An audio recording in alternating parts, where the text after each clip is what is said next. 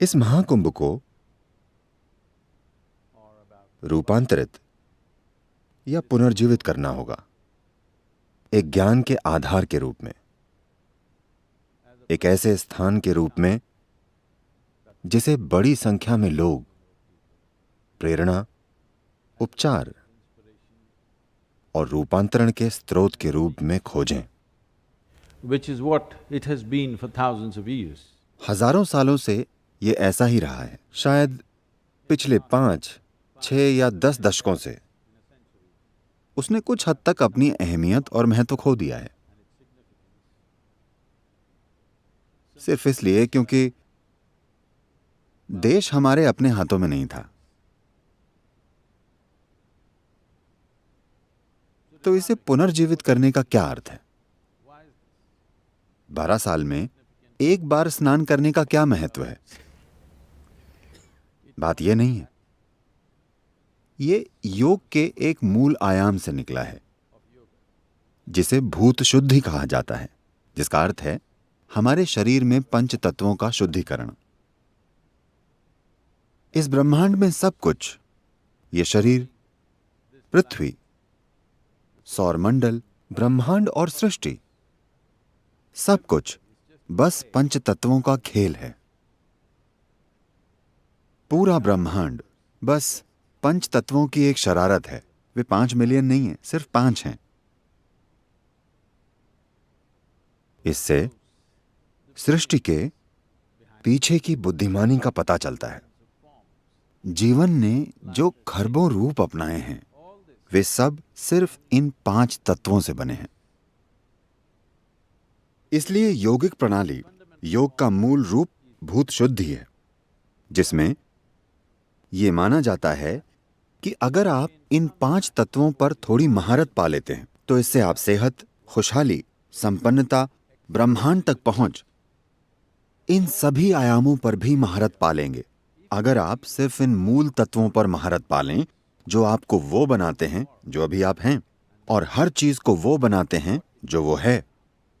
तो अगर विज्ञान की बात करें कि कुंभ क्यों मनाया जाता है, कुछ खास अक्षांश और नदियों का संगम क्यों महत्वपूर्ण है, इसके पीछे एक गहरा विज्ञान है। मैं अभी उस प्रक्रिया में नहीं जाना चाहता, मगर मूल रूप से इसका मतलब है कि आपके अंदर मौजूद पानी को आपके बाहर मौजूद पानी के तालमेल में होना होगा।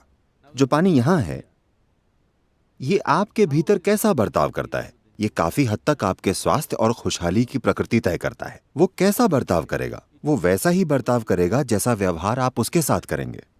मेरा मतलब है कि आज आधुनिक विज्ञान तमाम प्रयोगों के जरिए इस नतीजे पर पहुंचा है कि पानी में जबरदस्त याददाश्त होती है।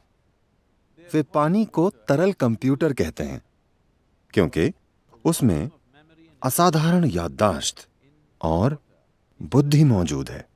ये चीज हमें समझने की जरूरत है। पानी एक वस्तु नहीं है, ये जीवन को बनाने वाली सामग्री है। जिस पानी को आप पीते हैं वो कहीं भी नहीं चला जाता, वो एक इंसान का रूप लेता है। अच्छा बर्ताव करने पर अच्छे बर्ताव के रुझान की, और बुरा बर्ताव करने पर बुरे बर्ताव के रुझान की याददाश्त और बुद्धि उसमें होती है। तो इसे लेकर इस देश में एक पूरा विज्ञान सांस्कृतिक रूप से स्थापित है कि पीने के पानी के साथ कैसे पेश आना चाहिए। ये पहलू काफी हद तक नष्ट हो गए हैं क्योंकि हम एक बहुत अर्थव्यवस्था केंद्रित संस्कृति बनते जा रहे हैं। अर्थव्यवस्थाएं सिर्फ जीवन चलाने के और अपने लिए जरूरी चीजें इकट्ठा करने के बारे में है। अर्थव्यवस्था हमारे जीवन का मार्गदर्शन नहीं कर सकती। आध्यात्मिक आयामों या आध्यात्मिक विज्ञानों की दिलचस्पी हमेशा इसमें रही है कि आंतरिक प्रकृति को कौन से नियम संचालित करते हैं। इस लक्ष्य को पाने के लिए कई चीजें बनाई गई, बहुत से आयाम, बहुत से पहलू, बहुत से साधन और बहुत सी विधियां कि वहां तक कैसे पहुंचा जाए। इन सभी चीजों में भूत शुद्धि एक बहुत शक्तिशाली प्रक्रिया है।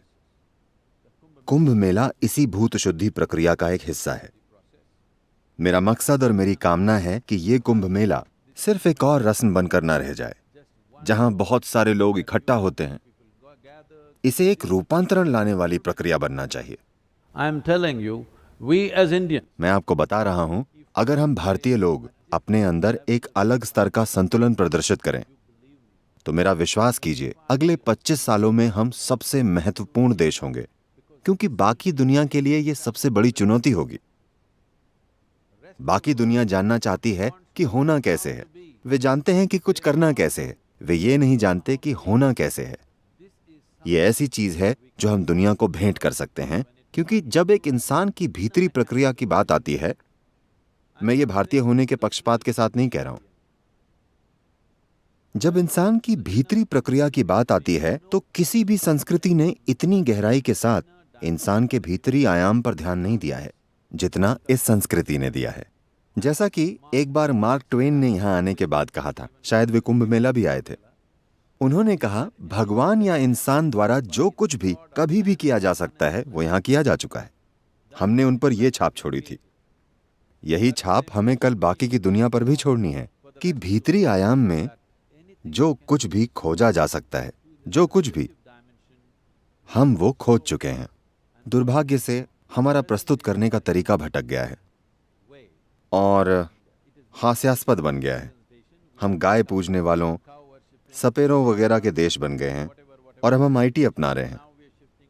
वो सब ठीक है, मगर सबसे महत्वपूर्ण यह है कि हमें पता है कि होना कैसे है। चाहे हमारे आसपास कुछ भी हो, हमें अपने भीतर स्थित होने का तरीका पता है, जो आने वाले सालों में धरती पर सबसे कीमती चीज होगी, क्योंकि हर किसी को आधुनिक तकनीक से मिलने वाली कई सुविधाएं मिलेंगी। जब उनके पास वे सुविधाएं नहीं होती हैं तो उन्हें लगता है कि उनके मिलने पर सब कुछ ठीक हो जाएगा। जैसे ही वे उन्हें मिलती हैं, वे समझ जाते हैं कि जीवन में कुछ भी व्यवस्थित नहीं है। तभी पूरी दुनिया किसी न किसी रूप में साधक बन जाएगी। या जैसे कि मैंने पहले कहा, पहली बार मानव बुद्धि अनूठे तरीके से विकसित हो रही है। हर इंसान अपने लिए सोच पा रहा है, सही या गलत इससे फर्क नहीं पड़ता, पर उसने सोचना शुरू कर दिया है। उसने सोचना शुरू कर दिया है, इसलिए खुशहाली के लिए उसे स्वर्ग भेजना कारगर नहीं होगा। आपको उसे वो यहीं देना होगा और उसे ये बताना कि इस सोफे का नर्म कुशन आपके जीवन को खुशहाल बनाएगा, कारगर नहीं होगा, क्योंकि सभी उस पर बैठकर जान चुके होंगे कि इससे बात नहीं बनेगी। Only because people are deprived. लोग वंचित हैं, इसीलिए इस तरह के सिद्धांत कारगर हुए हैं, क्योंकि लोग लंबे समय तक वंचित रहे हैं। अगर आप उन्हें सिर्फ ये कह दें कि आप अच्छा खा सकते हैं, तो वे उन्हें स्वर्ग की तरह लगता है। स्वर्ग की सारी व्याख्या यही है कि आप भोजन या कुछ और अच्छे से कर सकते हैं। जिन चीजों से लोग वंचित हैं, वे वहां ऊपर हैं, मगर ये चीजें भविष्य में कारगर नहीं होंगी। लोग असली समाधान चाहेंगे। जब वे असली समाधान चाहेंगे तो मेरा विश्वास कीजिए, दुनिया में किसी भी जगह कोई इतने गहन समाधान नहीं दे सकता जैसा भारत दे सकता है, क्योंकि लगभग 8-10 हजार सालों से हमने इसी में अपना समय, जीवन और ऊर्जा खर्च की है और ये ज्ञान बटोरा है। इस पर हम विश्वास नहीं करते। ये हमारा सिद्धांत नहीं है, बल्कि इसे हमने ध्यान से देखकर नोट किया है और साधन बनाए हैं ताकि उस तक पहुंच सके। ये मेरी कामना और मेरा आशीर्वाद है कि ये कुंभ मेला दुनिया को इस संभावना के प्रति जागृत करने की दिशा में एक बड़ा कदम साबित हो।